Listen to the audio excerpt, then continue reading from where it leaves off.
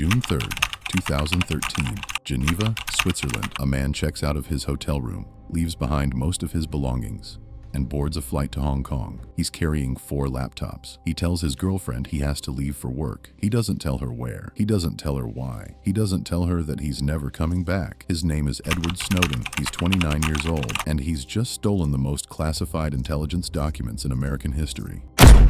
What you're about to hear isn't a conspiracy theory. Every single thing in this video is documented, verified, on the record, and yet most people still don't understand the full weight of what this man did and what it revealed about the world we were all living in without knowing it. This is not a story about politics. It's not a story about Russia or WikiLeaks or whether you think the government can be trusted. It's a story about a system, a machine built in the dark, running quietly behind every screen you've ever touched, and the one person who decided the world had a right to know it existed. This is the story of how one person dismantled the most powerful surveillance architecture ever built. Let's go back to the beginning. Edward Joseph Snowden was born on June 21st, 1983, in Elizabeth City, North Carolina. His father was a Coast Guard officer. His mother worked for the federal government. By all accounts, the Snowden family was deeply patriotic, the kind of family that believed in institutions, in duty, in the idea that America's power existed to protect its people. Snowden was a strange kid, brilliant, introverted, obsessed with computers. He dropped out of high school, but got his GED. He tried to join the army after 9/11. He wanted to fight in Iraq, he said later, to help free people from oppression. He broke both his legs during training and was discharged. That door closed, but another one opened in 2006 at 22 years old. Snowden was hired by the CIA as a systems administrator, not a spy, not an analyst, the guy who keeps the computers running. Except the computers he was keeping running contained some of the most sensitive intelligence operations on the planet, and he was very, very good at his job. He rose quickly, transferred to the NSA, then to private contractors, Dell, Booz Allen Hamilton, companies that the government outsourced much of its intelligence infrastructure to. By 2013, Snowden had a top-secret clearance, a salary of around $200,000 a year, a house in Hawaii, and a girlfriend named Lindsay Mills. From the outside, it looked like success. From the inside, Snowden was watching something that was eating him alive. Here's what he was seeing. The NSA, the National Security Agency, was not just collecting intelligence on foreign threats. It was collecting data on everyone. American citizens, citizens of allied nations, foreign leaders, tech, companies, journalists, lawyers, activists, everyone. Programs with code names that sound like they belong in science fiction. Prism, X-Keyscore, Muscular,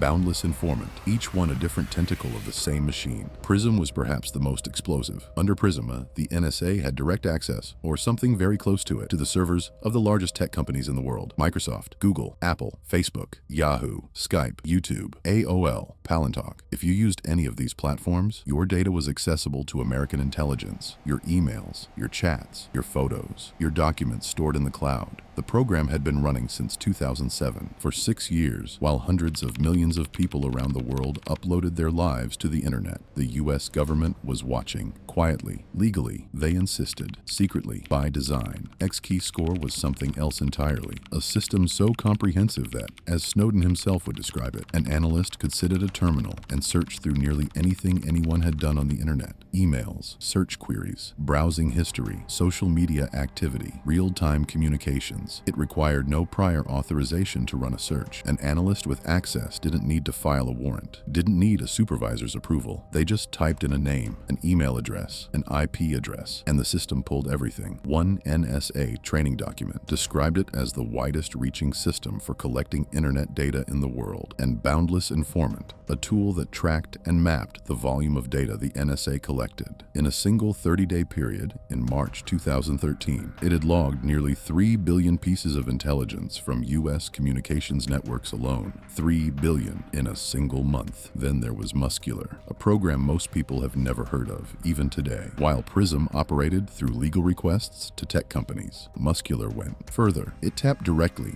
into the fiber optic cables linking Google and Yahoo data centers around the world. It bypassed the companies entirely. It intercepted data before encryption could protect it. According to documents Snowden provided, in one 30-day period, the NSA collected over 180 million records through this program alone. The companies didn't know. Their users certainly didn't know. The data was just flowing silently into government servers. Snowden didn't decide overnight. He agonized over it for years. He tried going through official channels. He raised concerns internally. He asked questions. He was told, in one way or another, to be quiet and keep working. He believed deeply in the Constitution. He believed the Fourth Amendment. Protection against unreasonable searches was not a formality. It was a guarantee. And what he was watching every single day was the systematic dismantling of that guarantee, not in secret war zones, inside the United States, against American citizens who had done absolutely nothing wrong. He would later say that the moment that crystallized everything was watching Director of National Intelligence James Clapper testify before the Senate Intelligence Committee in March 2013. Senator Ron Wyden asked him directly, "Does the NSA collect any type of data at all on millions or hundreds of millions of Americans?" Clapper paused, and then he said, "No, sir, not wittingly. It was a lie." Snowden knew it was a lie, and he knew that no one in that room was going to do anything about it. He made his decision sometime in the late 2012. He began copying documents, carefully, methodically, using his systems administrator access.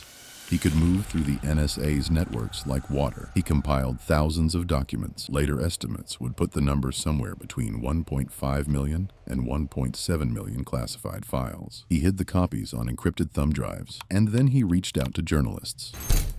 Hong Kong, June 2013. The reporters Snowden contacted were Glenn Greenwald, a journalist and lawyer based in Brazil, and Laura Poitras, a documentary filmmaker who was already on a government watch list for her work covering the Iraq War. They flew to Hong Kong. They met Snowden in the Mira Hotel in Kowloon. Greenwald would later describe the encounter as surreal. He expected someone older, someone more hardened. What he found was a soft-spoken young man in a hotel room, surrounded by laptops, watching the door. Snowden had a system. He placed pillows against the base of the door to prevent anyone from seeing light or shadows underneath. He spoke under a red hood draped over his head and his laptop when entering passwords. He was meticulous about security, even in person. Over several days, he gave them everything. The first story broke on June 5th, 2013, in The Guardian. The headline revealed that the NSA had been collecting phone records of tens of millions of Verizon customers under a secret court order. Not targeted collection, not surveillance of suspects. Every call, every number, every duration, every timestamp collected automatically, stored indefinitely. The next day, another story, then another. Then the Washington Post joined in. Within a week, the word PRISM was on every front page in the world. The reaction from the U.S. government was swift and furious. President Obama defended the programs. Director of National Intelligence James Clapper was now exposed as having lied under oath. NSA Director Keith Alexander went on television. Officials from both parties condemned the leaks. The word traitor began appearing in headlines. The Department of Justice charged Snowden under the Espionage Act of 1917. 3 counts: unauthorized communication of national defense information, theft of government property. Same law used to prosecute spies during the World Wars. If convicted, he faced up to 30 years in prison. Snowden was trapped. The U.S. government revoked his passport while he was in transit. He was attempting to fly to Ecuador via Moscow.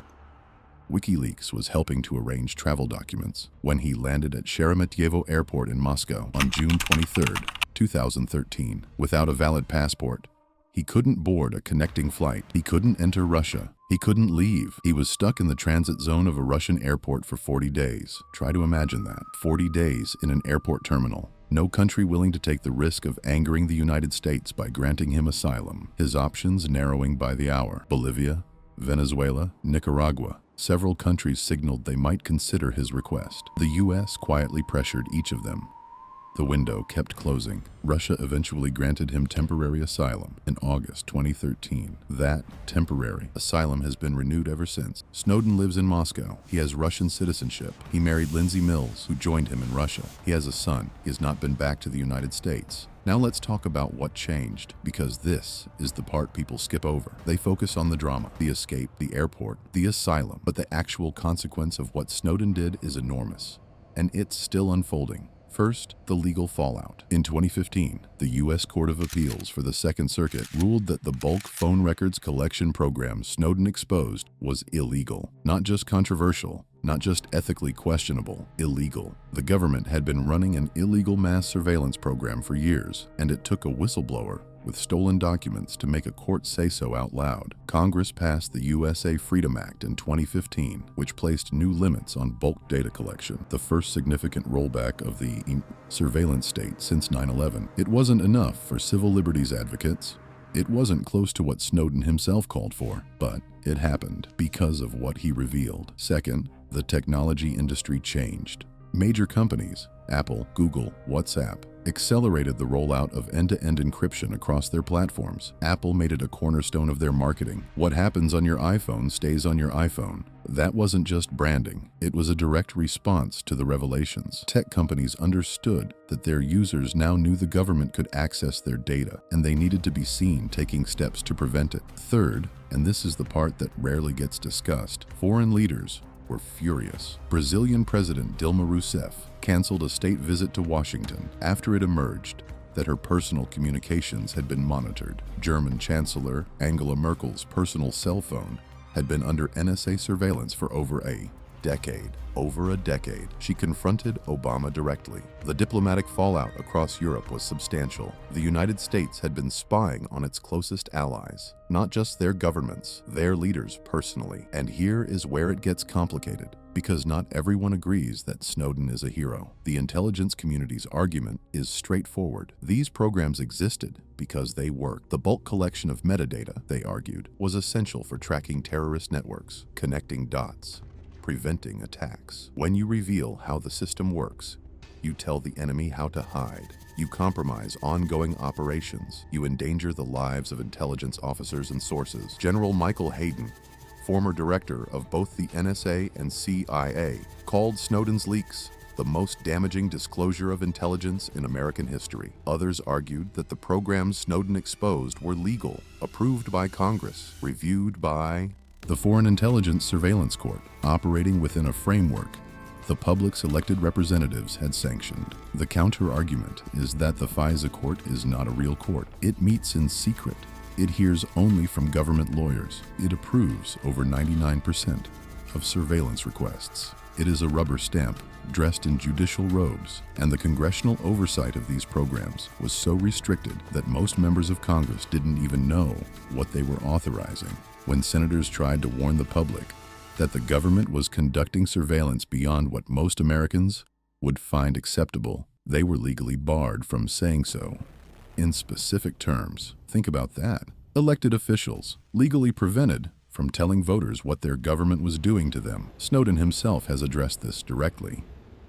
He says he is not opposed to targeted surveillance with judicial oversight. What he exposed was something different: mass surveillance without suspicion. The collection of data on everyone all the time, as a matter of default. Not because you did something wrong, because you existed. There's a question at the center of all this that has never been fully resolved. Was Edward Snowden a traitor or a patriot? Legally, the answer is clear. Under the laws of the United States, he committed a crime.